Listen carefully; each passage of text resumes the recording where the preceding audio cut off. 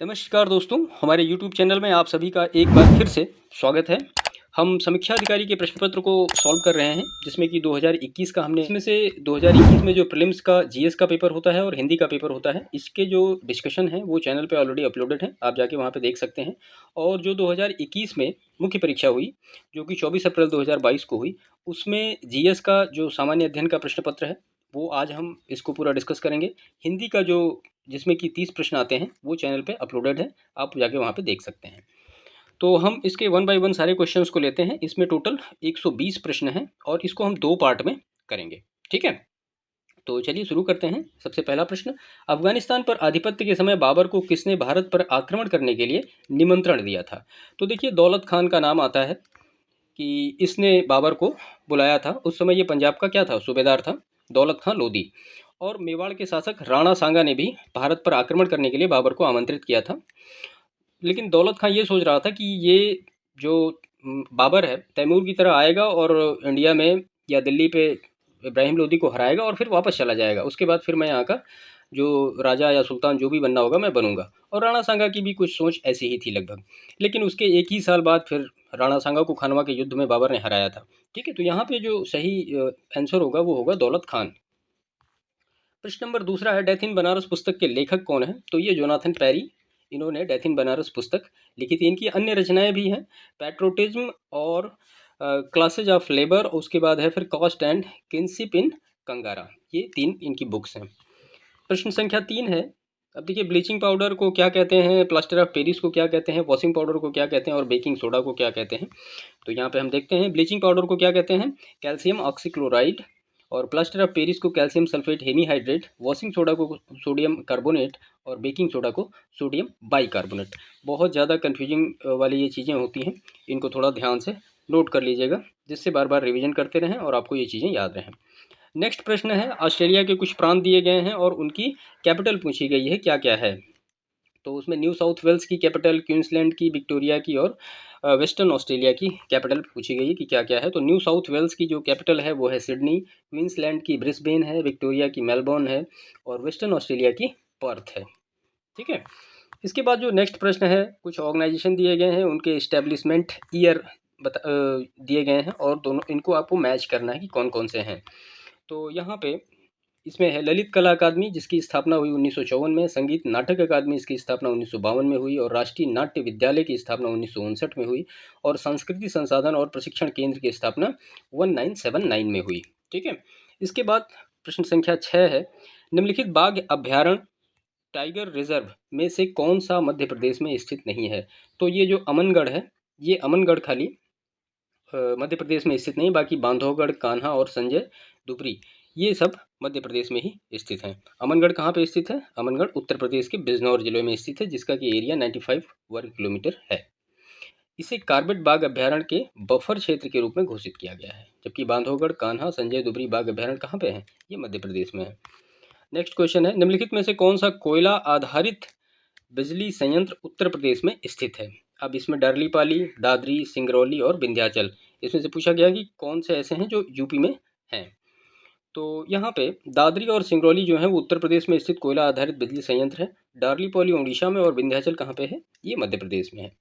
उत्तर प्रदेश में एनटीपीसी कोयला आधारित बिजली संयंत्रों की संख्या कितनी है? 5 है, जो कि सिंगरौली, दादरी, रिहंद, फिरोज गांधी, ऊंचाहार, टांडा। कोयला आधारित एक बिजली संयंत्र मेजा में स्थित है, जो कि संयुक्त क्षेत्र का संयंत्र है। तो यहाँ पे ऑप्शन बी जो होगा ये करेक्ट होगा, 2 और 3, दादरी और सिंगरौली ये जो है ये हैं। ठीक है, बाकी विंध्याचल एमपी में है और जो डार्लीपॉली है ये उड़ीसा में है। प्रश्न संख्या 8 है, एनिमल दिए गए हैं, उनके ब्रीड दिए गए हैं, आपको बताना है कि गाय की नस्ल कौन सी है, बकरी की नस्ल कौन सी है, भैंस की नस्ल कौन सी है और भेड़ की नस्ल कौन सी है। तो यहाँ पे हम देखते हैं, गाय की जो नस्ल है उसको देवनी, बकरी की जो नस्ल है वो बर्बरी, भैंस की जो नस्ल है वो भदावरी और गाय की जो नस्ल है वो गिर। नेक्स्ट क्वेश्चन है, पुस्तक दिए गए हैं, उनके लेखक दिए गए हैं कि किसने इसको लिखा है पुस्तक को। तो यहाँ पे हम देख लेते हैं, रास पंचाध्यायी नंददास ने लिखी है, चैतन्य भागवत वृंदावन दास ने लिखी है, चैतन्य मंगल जय नंदा ने लिखी है और भक्ति रत्नाकर नरहरि चक्रवर्ती ने लिखी है। ठीक है, नेक्स्ट प्रश्न है, निम्नलिखित में से कौन सा आहार समूह मनुष्य के शरीर को अधिकतम ऊर्जा प्रदान करता है? तो कार्बोहाइड्रेट, वसा और प्रोटीन, ये तीनों जो कॉम्बिनेशन है ये सबसे ज़्यादा ह्यूमन बॉडी को एनर्जी देते हैं। कैसे, देखते हैं इसको। 1 ग्राम कार्बोहाइड्रेट तथा प्रोटीन से 4 कैलोरी ऊर्जा, जबकि 1 ग्राम वसा से 9 कैलोरी ऊर्जा मिलती है। पानी पीने से कोई एनर्जी नहीं मिलती है हमें। ठीक है, ये एक बार प्रश्न आया था कि 1 गिलास पानी पीने से कितनी कैलोरी एनर्जी मिलती है, तो 0। इसके बाद नेक्स्ट प्रश्न है, तीनों गोलमेज सम्मेलनों में भाग लेने वाले भारतीय निम्नलिखित में से कौन थे? तो जाहिर सी बात है BR अम्बेडकर थे। गांधी जी सिर्फ एक बार गए, सेकेंड में। ठीक है, और इसके बाद नेक्स्ट प्रश्न है, निम्नलिखित में से कौन से देश बाल्टिक सागर के तट पर स्थित नहीं है? तो बाल्टिक सागर के तट पर कौन कौन से देश स्थित नहीं हैं? तो बाल्टिक सागर के तट पर जो स्थित देश हैं वो हैं Denmark, Estonia, Finland, Latvia, Lithuania, Sweden और पूर्वी जर्मनी, पोलैंड तथा रूस। नॉर्वे की सीमा बाल्टिक सागर से नहीं लगती। बाल्टिक सागर अटलांटिक महासागर की एक शाखा है, तो यहाँ पे स्वीडन और नॉर्वे होगा जिसकी सीमाएं नहीं लगती हैं। प्रश्न संख्या 13 हम देखते हैं, निम्नलिखित में से किस राज्य ने भारत कौशल 2021 प्रतियोगिता में सबसे अधिक पदक जीते थे, जिसका परिणाम भारत सरकार द्वारा जनवरी 2022 में घोषित किया गया था? देखिए, ये करंट का क्वेश्चन है, हमारे लिए कोई ज़्यादा रिलेवेंस इसका नहीं है, लेकिन फिर भी देख लेते हैं। ओडिशा इसका आंसर होगा।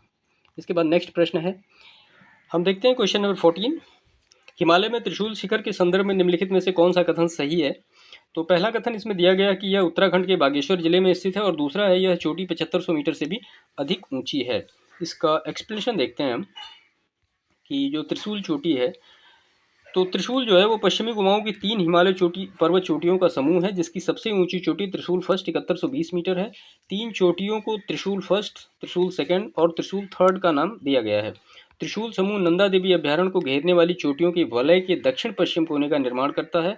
त्रिशूल शिखर उत्तराखंड के बागेश्वर जिले के समीप स्थित है। तो पहला सही है, बाकी दूसरा गलत है। ठीक है, प्रश्न संख्या 15 है, निम्नलिखित में से कौन एक स्थलीय पारिस्थितिकी तंत्र का उपभाग नहीं है? तो स्थलीय पारिस्थितिकी तंत्र का उपभाग नहीं है, तो जाहिर सी बात है सागरीय पारिस्थितिकी तंत्र यानी मरीन इकोसिस्टम जो है ये नहीं है। बाकी माउंटेन इकोसिस्टम, लो लैंड इकोसिस्टम और सेमी एरिड इकोसिस्टम, ये सारे जो हैं स्थलीय पारिस्थितिकी तंत्र के उदाहरण हैं, देखने से भी लग रहा है। इसके बाद है क्वेश्चन नंबर 16, जनवरी 2022 में घोषित भारत के तीसरे राष्ट्रीय जल पुरस्कार के संदर्भ में निम्नलिखित में से कौन सा कथन सही है? ये करंट का क्वेश्चन है।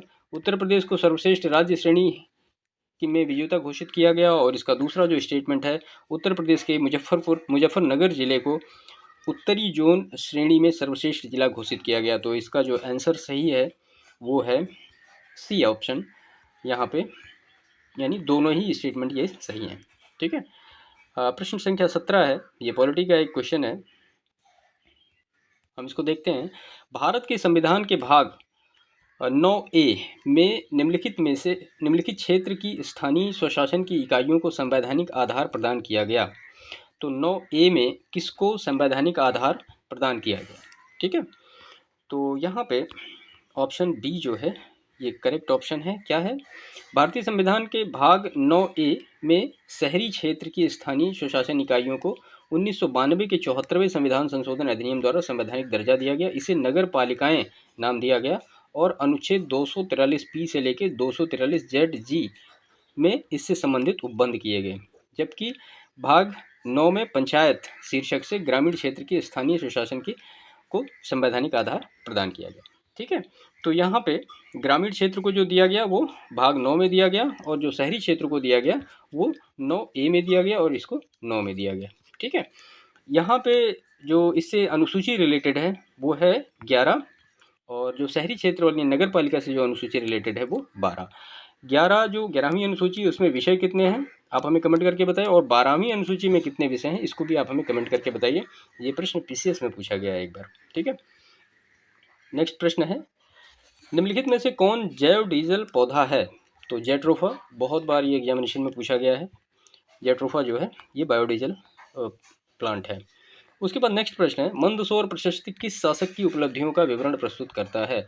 तो ये कुमारगुप्त फर्स्ट की जो उपलब्धियां हैं उसके बारे में डिटेल प्रस्तुत करता है मंदसौर अभिलेख।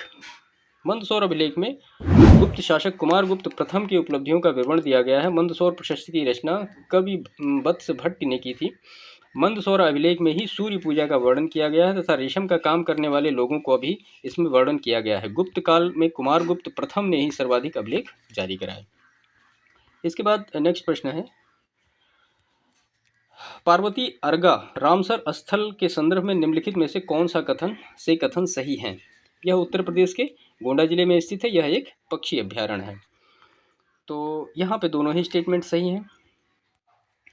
पार्वती अर्गा जो है ये उत्तर प्रदेश के गोंडा जिले में स्थित है, नवाबगंज के पास, और 722 हेक्टेयर में विस्तृत है। इसे फरवरी 2020 में एक रामसर साइट घोषित किया गया और वर्तमान में उत्तर प्रदेश में सर्वाधिक 10 रामसर साइट हैं। देश में अगस्त 2022 तक कुल 75 आर्द्रभूमि रामसर साइट हैं। तमिलनाडु में रामसर स्थलों की संख्या अधिकतम 14 है। ठीक है। इसके बाद क्वेश्चन नंबर 21 है, 1974 में प्रथम कृषि विज्ञान केंद्र की स्थापना निम्नलिखित में से किस स्थान पर हुई? तो वो पौंडीचेरी में हुई। तो भारत का पहला कृषि विज्ञान केंद्र 1974 में कहाँ स्थापित किया गया? पौंडीचेरी में। यह केंद्र एक स्थानीय कृषि विश्वविद्यालय से जुड़े होते हैं जो भारतीय कृषि अनुसंधान परिषद और किसानों के बीच की अंतिम कड़ी के रूप में काम करते हैं। वर्तमान में कुल 725 कृषि विज्ञान केंद्र कार्यरत हैं। इसके बाद ये एक करंट का प्रश्न है, स्वच्छ सर्वेक्षण 2021 में उत्तर प्रदेश ने कौन सा स्थान प्राप्त किया? तो यहाँ पे ये स्थान प्राप्त किया है 6ठा। ठीक है, उत्तर प्रदेश को 6ठा स्थान मिला है। बाकी 2020 में ये 7वें स्थान पर रहा है। क्वेश्चन नंबर 23, यदि कि करंट के क्वेश्चन को ज़्यादा हम फोकस नहीं कर रहे हैं, जो कोर जीएस है उसी पे फोकस कर रहे हैं। निम्नलिखित में से कौन सी नदी घाटी बेसिन क्षेत्रफल में सबसे बड़ी है? तो यहाँ पे जो 4 नदियाँ दी गई हैं इसमें महानदी की जो मतलब रिवर बेसिन है वो सबसे ज़्यादा लार्जेस्ट है। महानदी का जो रिवर बेसिन है वो कितना है? 1,41,589 वर्ग किलोमीटर। और कावेरी का कितना है? 81,155 वर्ग किलोमीटर। नर्मदा का कितना है? 98,796 वर्ग किलोमीटर। और ताप्ती का जो रिवर बेसिन है वो 65,145 वर्ग किलोमीटर। नेक्स्ट प्रश्न है, इसमें नेम ऑफ साइंटिस्ट दिया गया है और एरिया ऑफ वर्क दिया गया है। तो ये साइंटिस्ट के नाम है और उन्होंने किस क्षेत्र में काम किया इसके बारे में हमें सेलेक्ट करना है। तो बीरबल साहनी ने जीवाश्म वनस्पति विज्ञान, केसी मेहता पादप विज्ञान, पी माहेश्वरी भ्रूण विज्ञान, एम.एस. स्वामीनाथन हरित क्रांति। ठीक है। इसके बाद क्वेश्चन नंबर 25 है, उत्तर प्रदेश में उत्तर प्रदेश कृषि विविधीकरण परियोजना यूपी डास्प प्रायोजित की गई है। तो यूपी डास्प जो है वो प्रायोजित की गई है किसके द्वारा? विविध कृषि सहायता परियोजना डास्प का प्रथम चरण 23 सितंबर 1998 में विश्व बैंक की सहायता से प्रारंभ किया गया, जो मार्च 2004 तक चला। इसका उद्देश्य किसानों की भागीदारी के माध्यम से कृषि विविधीकरण की प्रक्रिया को तेज करना था। डास्प का द्वितीय चरण नवंबर 2007 में राज्य सरकार द्वारा प्रारंभ किया गया, जिसे RKVY भारत सरकार द्वारा प्रायोजित किया गया। यह चरण 31 मार्च 2013 में पूरा हुआ। तो यहाँ पे विश्व बैंक इसका सही आंसर होगा।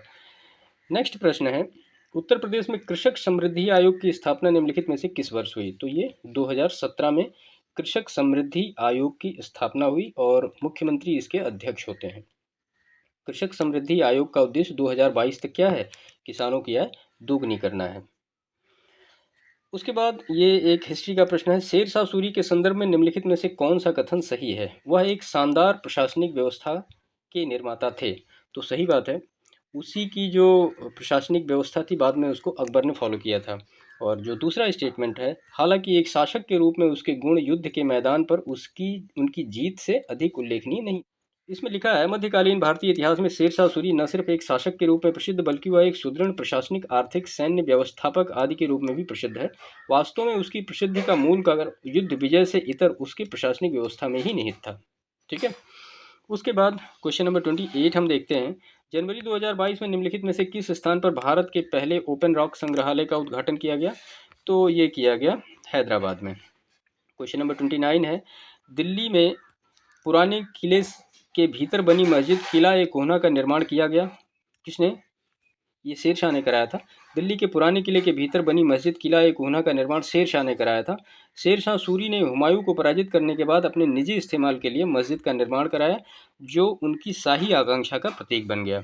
इसके बाद नेक्स्ट प्रश्न है, ये 2021 की रिपोर्ट है। इंडिया स्टेट फॉरेस्ट 2021 के अनुसार कितने राज्यों केंद्र शासित प्रदेशों में उनके भौगोलिक क्षेत्रों का 33% से अधिक क्षेत्रफल पर वन है, तो वो 17 है। ठीक है। इसके बाद क्वेश्चन नंबर 31 है, दिसंबर 2021 में निम्नलिखित में से किसे टाइम पत्रिका द्वारा एथलीट ऑफ द ईयर 2021 घोषित किया गया? तो ये किया गया सिमोन बाइल्स को। इसके बाद नेक्स्ट प्रश्न है क्वेश्चन नंबर 32। इसमें कुछ ऑर्गेनाइजेशन दिए गए हैं, उनकी टाइमिंग पूछी गई है कि उनकी क्रोनोलॉजी टाइमिंग की क्या होगी, जिसमें कि establishment of NABARD, bank linkage programme to self help group, Kisan credit card योजना और इस्टेब्लिशमेंट ऑफ रीजनल रूरल है। तो क्षेत्रीय ग्रामीण बैंक की स्थापना 1975 में हुई, नाबार्ड की स्थापना 1982 में हुई, स्वयं सहायता समूह का बैंक लिंकेज कार्यक्रम 92-93 में हुआ और किसान क्रेडिट कार्ड योजना 1998 में हुई। क्वेश्चन नंबर 33 है, ये भी एक करंट का प्रश्न है। जनवरी 2022 में आयोजित भारत के राष्ट्रीय युवा महोत्सव के संदर्भ में निम्नलिखित में से कौन से कथन सही हैं? यह राष्ट्रीय युवा महोत्सव का 20वां संस्करण था। इसका आयोजन पुडुचेरी में किया गया और इसका जो सही आंसर है वो केवल 2 है। इसका आयोजन केवल पुडुचेरी में किया गया, यही सही है, बाकी ऊपर वाला गलत है। नेक्स्ट प्रश्न है, भारत सरकार ने protection of plant varieties and farmers rights अधिनियम निम्नलिखित में से किस वर्ष पारित किया? तो वो 2001 में पारित किया। ठीक है। इसके बाद 35 क्वेश्चन है, नवंबर 2021 में नीति आयोग द्वारा घोषित सतत विकास लक्ष्य, शहरी सूचकांक और डैशबोर्ड 2021-22 में निम्नलिखित में से कौन सा शहर शीर्ष 3 स्थानों में शामिल नहीं था? तो वो इंदौर नहीं शामिल था। इसके बाद राष्ट्रीय विकास परिषद का गठन कब हुआ? तो ये हुआ है 1952 में। ठीक है, जबकि राज्यसभा का गठन हुआ है। राज्यसभा का एक बार प्रश्न आया यूपीपीसीएस में ही कि राज्यसभा का गठन कब हुआ? तो वो 1952 में हुआ है। तो राष्ट्रीय विकास परिषद का गठन 6 अगस्त 1952 को किया गया। यह एक संवैधानिक इकाई है जिसका अध्यक्ष प्रधानमंत्री होता है। केंद्रीय मंत्री परिषद के सभी सदस्य सभी राज्यों के मुख्यमंत्री, केंद्र शासित प्रदेशों के प्रशासक तथा योजना आयोग, वर्तमान में नीति आयोग के सभी सदस्य इसके पदेन सदस्य होते हैं। ठीक है। इसके बाद नेक्स्ट प्रश्न है, भारतीय लघु उद्योग विकास बैंक, जिसको हम सिडबी कहते हैं, small industries development bank of India, का मुख्यालय निम्नलिखित में से किस स्थान पर स्थित है? तो वो जो मुख्यालय है वो है लखनऊ में। ठीक है। हाँ, 2 अप्रैल 1990 को इसकी स्थापना की गई और वो भी भारतीय संसद के एक अधिनियम के थ्रू। नेक्स्ट प्रश्न है, रिंगलमैन स्केल से किस चीज़ का मापन किया जाता है? तो ये स्मोक का मापन के लिए रिंगलमैन स्केल का यूज होता है। प्रोफेसर मैक्सिमिलियन रिंगलमैन द्वारा 1888 ईस्वी में किया गया था। इस स्केल में सफ़ेद स्तर पर काली रेखाओं के अनुमानित घनत्व के 5 स्तर होते हैं जो कि धुआं का मापन करते हैं। नेक्स्ट प्रश्न है, एक किताब के संदर्भ में निम्नलिखित सूचनाएं दी गई हैं, जिसमें कि इंट्रोडक्शन है, कंटेंट्स है, चैप्टर्स है, इंडेक्स है, टाइटल्स है। अब लिखा है select the correct logical arrangement from the code given below. आपको यहाँ पे छांटना है। तो ये एक रीजनिंग का प्रश्न है, तो यहाँ पे इसका सी ऑप्शन करेक्ट होगा, जिसमें से पहले क्या आएगा? पहले आएगा शीर्षक, उसके बाद फिर आएगा विषय सूची और उसके बाद फिर आएगा प्रस्तावना और उसके बाद फिर आएगा अध्याय और उसके बाद फिर आएगा इंडेक्स। ठीक है, इंडेक्स सबसे लास्ट में होता है। नेक्स्ट प्रश्न है, निम्नलिखित में से कौन सी अनुसूचित जनजाति उत्तर प्रदेश के वाराणसी जिले में नहीं पाई जाती है? तो सहरिया जनजाति जो है उत्तर प्रदेश के वाराणसी जिले में नहीं पाई जाती, ये ललितपुर जिले में पाई जाती है। क्वेश्चन नंबर 41 है, गंगा नदी उत्तर प्रदेश में किस जनपद में प्रवेश करती है? तो ये बिजनौर में प्रवेश करती है गंगा नदी। ठीक है, बिजनौर जनपद में प्रवेश करती है और उत्तर प्रदेश के 27 जिलों से होकर गुजरती है, ये याद रखिएगा। तो गंगा नदी के किनारे प्रमुख शहर प्रयागराज, वाराणसी, कानपुर, कन्नौज, मिर्ज़ापुर, गाजीपुर, बलिया। और भारत सरकार द्वारा नवंबर 2008 में गंगा नदी को भारत की राष्ट्रीय नदी घोषित किया गया। इसके बाद नेक्स्ट प्रश्न है, संविधान के निम्नलिखित अनुच्छेदों के अंतर्गत संसद के दोनों सदनों के संयुक्त अधिवेशन का प्रावधान है? तो वो है 108 में। 108 में ज्वाइंट सेशन क्या डिटेल दिया गया है। संयुक्त अधिवेशन की अध्यक्षता कौन करेगा? वो करेगा लोकसभा अध्यक्ष या लोकसभा स्पीकर। आर्टिकल 118 के अधीन की जाती है। और संविधान संशोधन तथा धन विधेयक को छोड़कर अन्य सभी मामलों पर संयुक्त बैठक बुलाए जाने का प्रावधान है। इसके बाद नेक्स्ट प्रश्न है, निम्नलिखित में से कौन हिंदुस्तानी संगीत के क्षेत्र में महान विभूति नहीं था, तो वो माल गुर्जरी। इसके बाद नेक्स्ट प्रश्न है, भारत के संविधान की निम्नलिखित अनुसूची में 3 विधा सूचियों का प्रावधान है, तो ये 7वीं में प्रावधान है, जिसमें कि संघ सूची, राज्य सूची और समवर्ती सूची के बारे में डिटेल किया गया है। ठीक है, और आर्टिकल 246 वर्तमान में संघ सूची 99 विषय, राज्य सूची 61 विषय और समवर्ती सूची में 52 विषय हैं। क्वेश्चन नंबर 46 है, सुगमता सूचकांक के संदर्भ में निम्नलिखित में से कौन सा कथन सही है। ये करंट का क्वेश्चन है, हम इसके डायरेक्ट आंसर को ही देख लेते हैं। तो यहाँ पे जो है, यह सार्वजनिक क्षेत्र में बैंकों के प्रदर्शन को आंकलित करने का एक तरीका है, सुगमता सूचकांक। नेक्स्ट प्रश्न है, कौन सा विटामिन जल में घुलनशील है। तो जो बी और सी होता है ये जल में घुलनशील है, बाकी जितने भी और हैं वो सारे वसा में घुलनशील हैं। ठीक है, ADEK। उसके बाद नेक्स्ट प्रश्न है, डॉप्शन इकाई निम्नलिखित में से डॉप्शन इकाई से क्या मापा जाता है। तो ये ओजोन का कॉन्सेंट्रेशन मापा जाता है डॉप्शन इकाई से। ठीक है, 49 क्वेश्चन नंबर है, निम्नलिखित में से कौन 1929 में अखिल भारतीय ट्रेड यूनियन कांग्रेस के अध्यक्ष थे। तो वो JL नेहरू अध्यक्ष थे, अखिल भारतीय ट्रेड यूनियन कांग्रेस, जिसको एटक कहते हैं हम। इसकी स्थापना 1920 में कहाँ हुई थी, बम्बई में हुई थी। इसके प्रथम अध्यक्ष लाला लाजपत राय थे। ठीक है, और 1928 में जवाहरलाल नेहरू इसके अध्यक्ष बने, और 1929 में नागपुर के अधिवेशन में सुभाष चंद्र बोस इसके अध्यक्ष बने। बाल्कस झील निम्नलिखित देशों में से किस में स्थित है। तो बाल्कस झील कजाकिस्तान में स्थित है। आप मैप देखेंगे, देखिए मैप देखते हैं तो मतलब जियोग्राफी के काफ़ी प्रश्न सॉल्व हो सकते हैं। अगर मैप नहीं देखेंगे तो फिर ये याद करना, और फिर याद कितना करेंगे आप, है ना। नेक्स्ट है, निम्नलिखित महापाषाणिक स्थलों को भौगोलिक दृष्टि से पश्चिम से पूर्व की क्रम में व्यवस्थित करना है आपको, यानी पश्चिम से पूर्व दिशा में आप इसको व्यवस्थित करिए। तो यहाँ पे इसका जो आंसर होगा सही वो होगा सी। क्या क्या होगा हम देखते हैं। तो पश्चिम से पूर्व के क्रम में महदहा उत्तर प्रदेश के प्रतापगढ़, लेखैया उत्तर प्रदेश के मिर्ज़ापुर, पैसरा बिहार और बीरभानपुर कहाँ है, ये पश्चिम बंगाल में है। विटामिन जो है वो कैरोटीन, एंजाइम जो होता है पेप्सिन, हार्मोन जो होता है प्रोजेस्टेरॉन और प्रोटीन जो होता है वो केराटिन। नेक्स्ट क्वेश्चन है, स्थल है और संबंधित तीर्थंकर दिए गए हैं, तो हम डायरेक्ट यहीं पे देखते हैं। श्रावस्ती से संभवनाथ हैं, काकंदी से सुविधानाथ हैं, अयोध्या से ऋषभनाथ हैं और पभोसा से पद्म प्रभु हैं। नेक्स्ट प्रश्न हम देखते हैं, निम्नलिखित में से किस एक शहर को स्वच्छ सर्वेक्षण 2021 में उत्तर प्रदेश में कचरा मुक्त शहर श्रेणी में स्टार रेटिंग से सम्मानित किया गया। तो ये अलीगढ़ को किया गया। इसके बाद फिर इसमें आपको मिसिंग नंबर निकालने हैं, एक रीजनिंग का प्रश्न है, तो आप इसको देख लीजिए, अपने हिसाब से इसको बेहतर करिएगा। ठीक है, इसका एक्सप्लेनेशन भी यहाँ पे दिया गया है। तो ये है।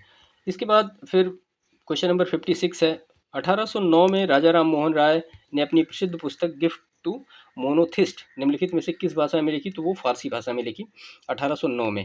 देखिए 1815 में आत्मीय सभा और 1828 में ब्रह्म सभा का गठन राजा राम मोहन राय के द्वारा किया गया। राजा राम मोहन राय मतलब एक इम्पोर्टेंट पर्सन है, इनके बारे में डिटेल आपको कभी खैर नेक्स्ट वीडियो में आपको बताएंगे, काफ़ी कुछ है। निम्नलिखित में से कौन एक पादप हार्मोन है। तो वो साइटोकाइनिन जो है एक पादप हार्मोन है। अन्य पादप हार्मोन कौन कौन से होते हैं, ऑक्सिन, एथिलीन, एब्सिसिक अम्ल, जिबरेलिन्स इत्यादि। साइटोकाइनिन हार्मोन का मुख्य कार्य कोशिका विभाजन को प्रेरित करना, जबकि इंसुलिन, थायरॉक्सिन और एस्ट्रोजन जो है वो मानव हार्मोन्स हैं। नेक्स्ट प्रश्न हम देखते हैं 58, पौधे नाइट्रोजन को किस रूप में ग्रहण करते हैं। तो ये नाइट्रेट के रूप में पौधे ग्रहण करते हैं। पौधे नाइट्रोजन का अवशोषण मुख्यतः नाइट्रेट आयन NO3 के रूप में करते हैं, लेकिन कुछ मात्रा में नाइट्राइट NO2 और अमोनिया NH4+ के रूप में भी लेते हैं। ठीक है, इसके बाद नेक्स्ट प्रश्न है, ये सूची दी गई है, एम्परर हैं और उनसे रिलेटेड दीवान हैं, कौन कौन से हैं।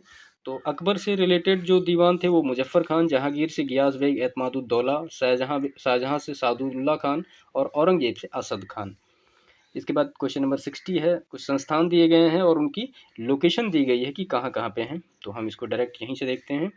राष्ट्रीय जैविक खेती केंद्र गाजियाबाद, भारतीय दलहन अनुसंधान संस्थान कानपुर, भारतीय सब्जी अनुसंधान संस्थान वाराणसी और भारतीय गन्ना अनुसंधान संस्थान लखनऊ।